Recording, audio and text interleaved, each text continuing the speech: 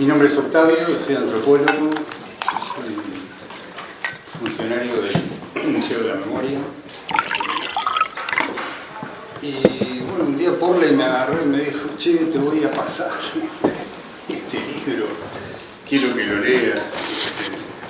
Y yo me imaginé por dónde venía, sabía que tenía que ver con estos temas, pues son los temas de Porley, muy amablemente me pasó este libro. Yo confieso que sobre el tema de Sal si puedes nunca lo hubiera relacionado con este texto, ni con las cosas que se dicen acá, ni las personas ni los personajes que se presentan acá. Pero la pregunta de la que yo quería empezar era algo de lo que Pepino había empezado a decir. Y algo que yo me... La voz de la cena. Octavio. ¿Está empezando? Usted dice que está todavía... Dejale abierto el teléfono. Le anda mal de la garganta por la voz, me parece. Yo también. Tiene una secretaria. Prometo hablar poco. Está cronizado. Bueno. Octavio, no se te escucha mucho. No, Ahora sí. Y quería empezar preguntando para qué sirve el pasado. Digo, una pregunta que me hice como arqueólogo tardíamente, porque también la hice cuando había terminado casi la carrera. ¿Para qué sirve el pasado? Y en serio lo pregunto, me parece que es una reflexión válida. Creo que el pasado en realidad no sirve para nada, es decir, el pasado sirve para pensar. O sea, sirve un poco en los términos que decía Pepino, nos sirve para pensar desde el presente, es decir, el pasado es una construcción del presente, es decir, la historia es algo presente, lo que decía Roy, es decir, la historia es algo que nos interesa como historia porque nos mueve, nos conmueve a partir de preguntas que se están haciendo ahora, es decir, de demandas que tiene nuestra sociedad en la actualidad. Entonces, en ese sentido, cuando agarré el libro de Porley, siempre una lectura es una relectura y siempre te agarra en el medio de otra lectura, de manera que yo estaba leyendo sobre el genocidio en la ex Unión Soviética y en Yugoslavia, de manera que fueron lecturas que dialogaban entre ellas, no exactamente igual, porque lo que sabemos del genocidio de la Unión Soviética y de la ex Yugoslavia, de Ruanda, es algo más próximo a de repente el genocidio argentino y los hechos del terrorismo de Estado en Uruguay. Yo estoy seleccionando estos términos porque creo que estos términos son el poder, es decir, estos términos son los que recubren la realidad que queremos explicar. Creo que estas palabras se fueron imponiendo trabajosamente, es decir, creo que los estados nacionales son los que producen el discurso de la identidad. Que esto es algo también que como arqueólogos nos preguntábamos cuando encarábamos un pedazo de cerámica en las excavaciones. Siempre estaba la tentación, esta cerámica, ¿de qué grupo era? Esto charrúas, eran guaraníes, ¿esta cerámica qué es? O esta punta de flecha, ¿esto de quién es? En realidad, creo que esa pregunta, como pregunta, es válida para cualquier objeto. Todos los objetos están inscritos dentro de una circulación de materiales que tienen que ver con la producción de la conducta humana en la historia. Ahora, para algunos objetos hay preguntas mucho más exigentes. Una cosa es decir soy charrúa y todo el mundo queda, bueno, ¿cómo es eso? A ver, explícate un poquito, porque así... si a vos te preguntan, sos uruguayo, sos argentino, etc., entonces sacás tarjeta de crédito, visa, cédula, pasaporte, como si esto fuera algo real, en el sentido de que hubiera una especie de unión como metafísica entre tu identidad y esos papeles, esos cartones y plásticos. Es algo que está asumido, está producido políticamente y vos no cuestionás. Pero además es algo peor. Sirve como criterio de verdad. quienes no cumplan aproximadamente ese criterio, bueno, van a tener que arreglársela de otra manera. No van a tener identidad, van a tener, y ahí hay más palabras, ¿no? Hay siempre un arsenal así, ¿no? Van a tener etnicidad, que es otra cosa, es algo parecido. Una vez un antropólogo norteamericano me decía, todos tenemos etnicidad como de entrada, es decir, menos de eso es como imposible. Después de ahí tenés otras identidades, como si fueran capas. De manera que cuando encaré esta lectura de Porley y me encontré con los personajes que aparecen aquí, Pardocena, Stankov, y pude entender la estrategia del autor, es decir, utilizar ese recurso de la memoria, pero que aparece aquí como multiplicado. O sea, por un lado, la memoria prodigiosa de estas personas, que explícitamente además lo dicen, y además la cantidad de tiempo que vivieron. Como decía él hoy más temprano, en algo así como unas 3 generaciones más o menos, 4 generaciones, 3 generaciones, quedan muy cerca de lo que ocurrió digamos, en Salsipuedes en 1831.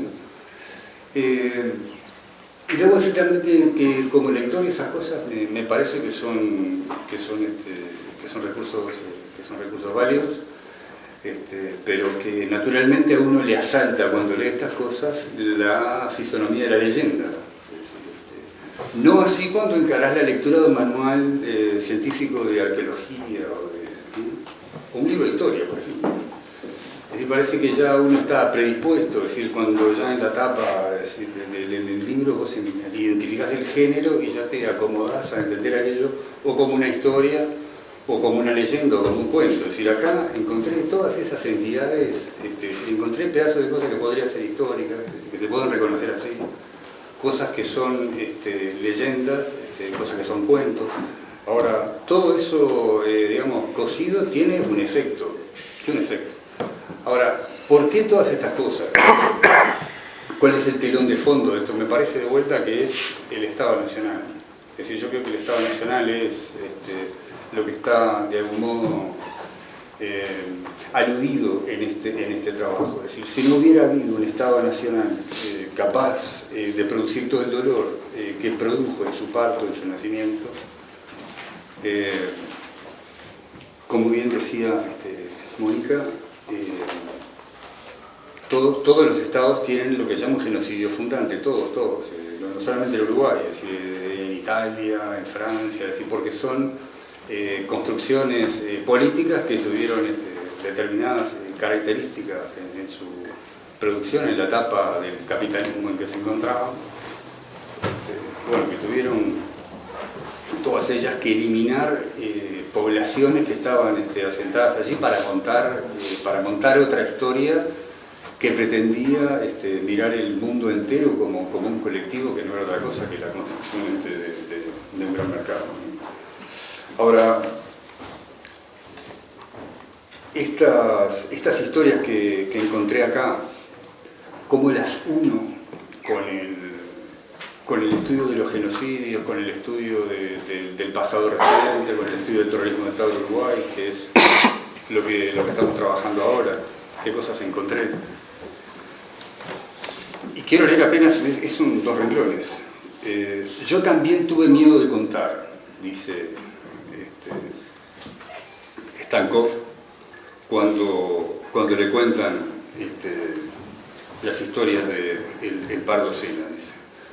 Porque yo también tuve miedo de contar. A veces decir la verdad lo matan a uno. Y estaba hablando sobre la matanza, de cómo le había llegado a él la historia de la persecución.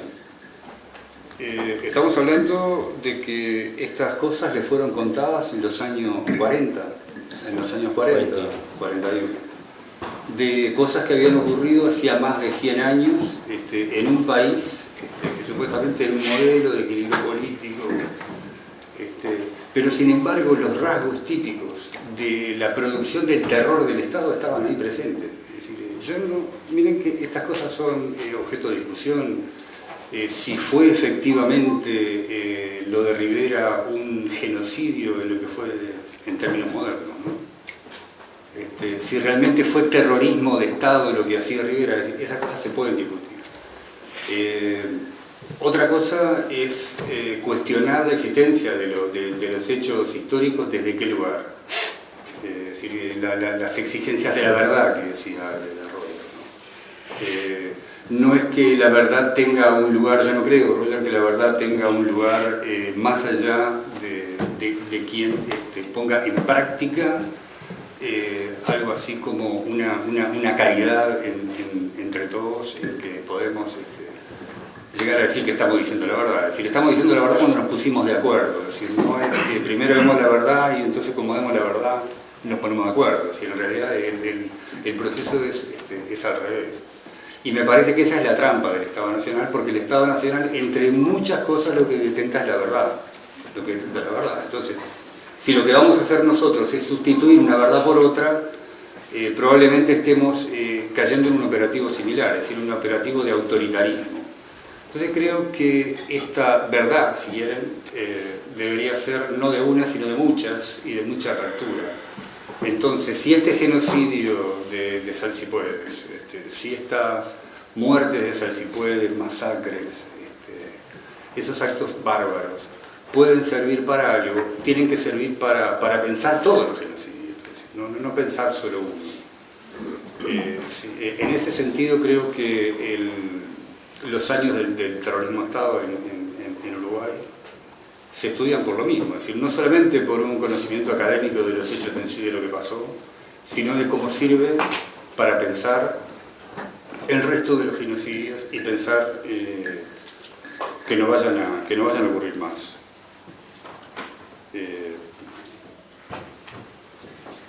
No sé, me quedé también pensando un poco fascinado en esos personajes que aparecen presentados aquí. A veces siento que no sé si sos vos el que está hablando, tenés una manera de narrar en la que te vas tejiendo vos con los personajes y los que presentás, pero creo que hay... Creo que has logrado presentar esos grados. Es decir, creo que está por un lado el Pardo Sena, que está intermediado por Stankov, pero vos sos el que nos conduce a todos en esta narración, ¿no? Eso para mí claro. Pero luego hay otros personajes, Clodomiro, y luego aquella otra pareja que están en el monte con la vieja. Ahí está. Eso me pareció de esas cosas que sí que son conmovedoras porque tienen poco espacio en lo que nosotros conocemos como historia. Se acercan más a los contornos de una leyenda, de un cuento, pero que no dejan de decirnos que también el conocimiento científico se produce así. Es decir, también el conocimiento se produce así porque si la ciencia es una tarea colectiva, no hay afuera de la ciencia. Podemos llegar a ver estos personajes como subalternos en la medida que nosotros nos ubicamos desde una posición en que vemos desde afuera, así como quien mira el sistema solar. Estás afuera. Ahora, si, como se ha dicho ya acá de sobra, podemos superar esa visión tradicional de la ciencia y vamos hacia algo más de tipo colectivo e inclusivo, entonces no hay afuera de la ciencia. Estamos todos mirando desde el mismo presente político la resolución de problemas que demanda la sociedad. Y creo que estamos todos metidos en un problema. Creo que Pepino, Roger, todos fuimos claros en esto. Es decir, acá no solamente es conocer la verdad de lo que pasó en Salsipuedes, sino que estamos siendo interpelados hoy por otros problemas. Es decir, acá las indias que fueron conducidas a Montevideo, eso es una suerte de traslado de refugiados, es decir, eso está pasando ahora en Siria. Es decir, los problemas del genocidio, no por adquirir ribetes históricos exóticos, dejan de ser actuales. Bueno, me quería referir por último a eso y nada más. Muchas gracias.